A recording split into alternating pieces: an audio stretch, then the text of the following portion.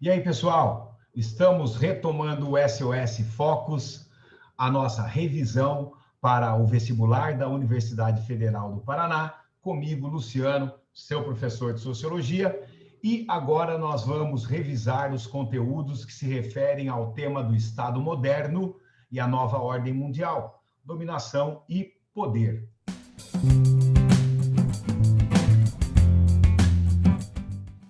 Exercício número 1. Escreve Gerhard Lebrun. Com efeito, o que é a política?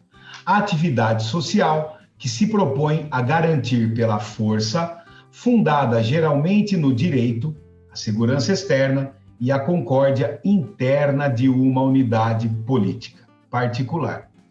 Não é dogmaticamente que eu proponho essa definição, outras são possíveis, mas simplesmente para ressaltar que, sem o uso da noção de força, a definição seria visivelmente defeituosa. Repare, então, o peso que o autor está dando para a noção de força quando se refere à política.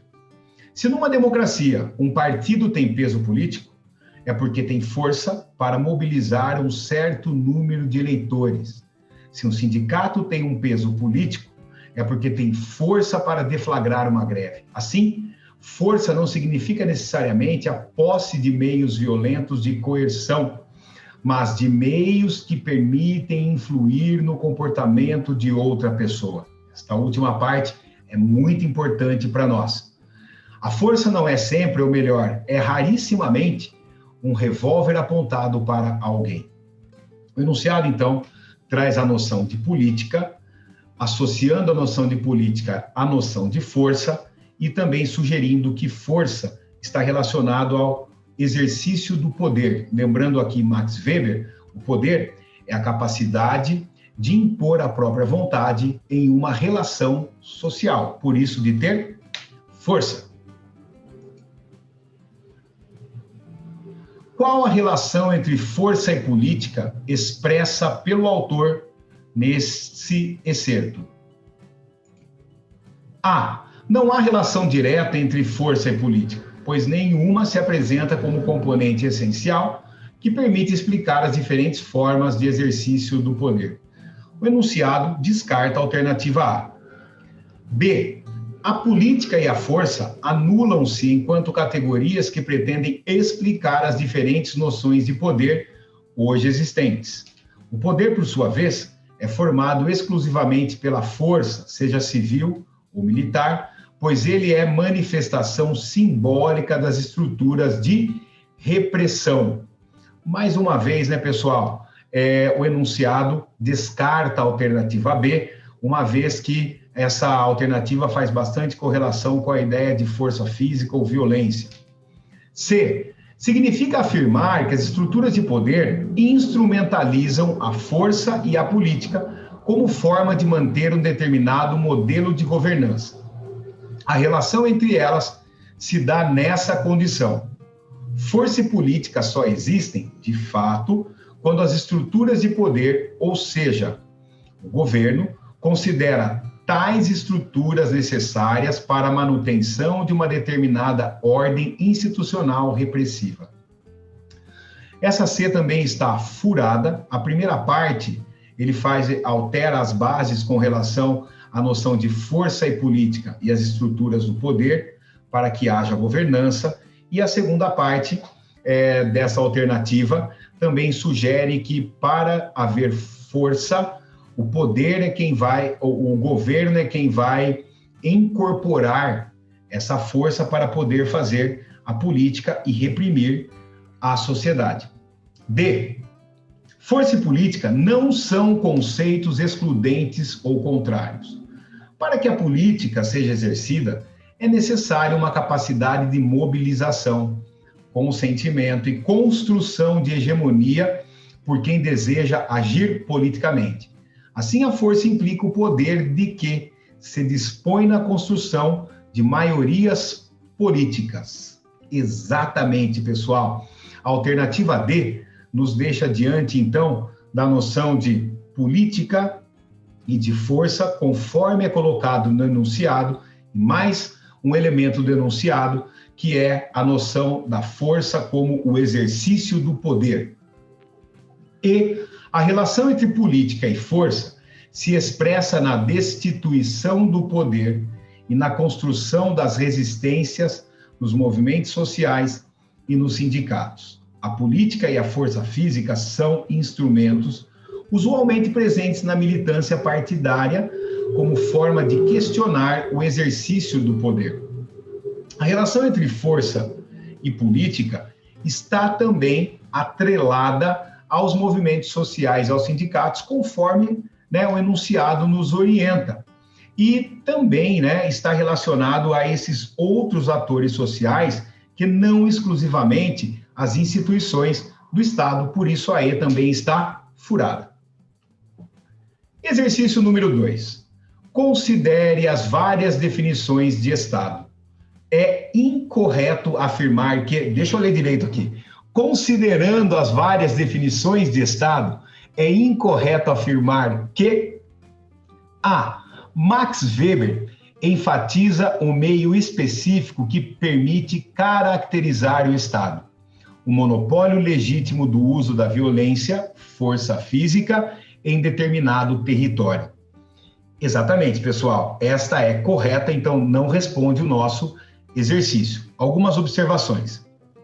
Para Weber, o Estado é a comunidade humana que pretende dominar outras pessoas mediante o monopólio da violência física legítima, que é, obviamente, a exclusividade do Estado.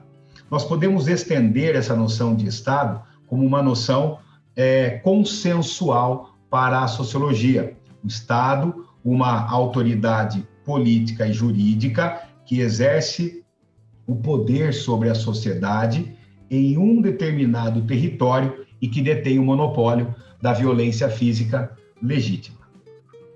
Lembrando aqui que, para Max Weber, o Estado exerce uma dominação racional. Vamos retomar algumas coisas aqui. O que é a dominação legítima para Max Weber?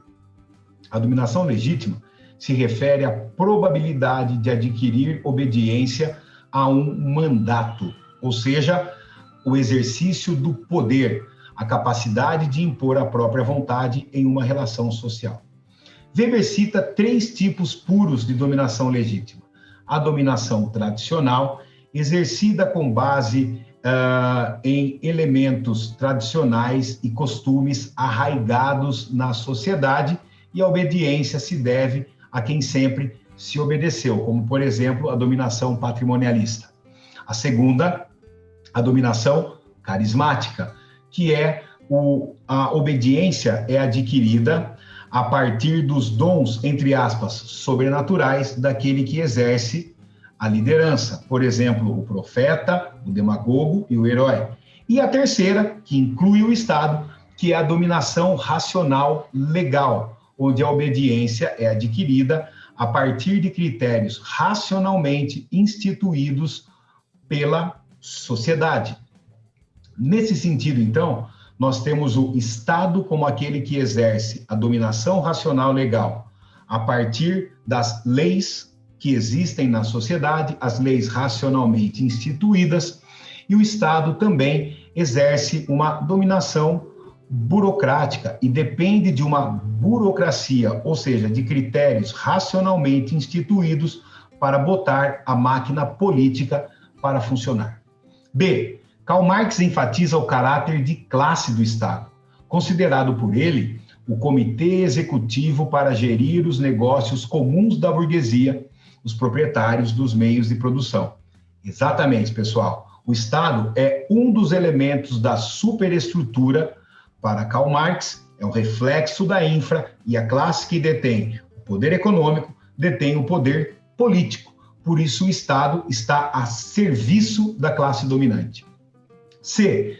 Thomas Hobbes enfatiza que a função do Estado é manter a segurança e evitar a guerra de todos contra todos, cuja possibilidade é latente no estado de natureza. Exatamente, pessoal. Para Hobbes, o Estado surge a partir de um pacto de união que a humanidade faz, transferindo os direitos e liberdades naturais a um terceiro, que é o Estado, que detém um poder absoluto, um poder indivisível e um poder ilimitado e irrevogável, e que esse Estado, então, deve garantir a vida da sociedade. É o Estado Leviatã de Thomas Hobbes. B. John Locke enfatiza que a função do Estado é proteger e garantir a propriedade, que inclui, na sua perspectiva, 3 elementos: bens materiais, liberdade e vida. Exatamente, pessoal. Para John Locke, o Estado liberal nasce a partir de um pacto social que cria o Estado a serviço da sociedade, de tal forma que o Estado deve se limitar às questões da segurança da sociedade e não interferir nos direitos naturais, e não interferir na economia. O Estado é divisível, revogável e democrático para John Locke. E Jean-Jacques Rousseau enfatiza que a função do Estado é econômica. O contrato social serve para permitir a distribuição igualitária das riquezas entre os cidadãos.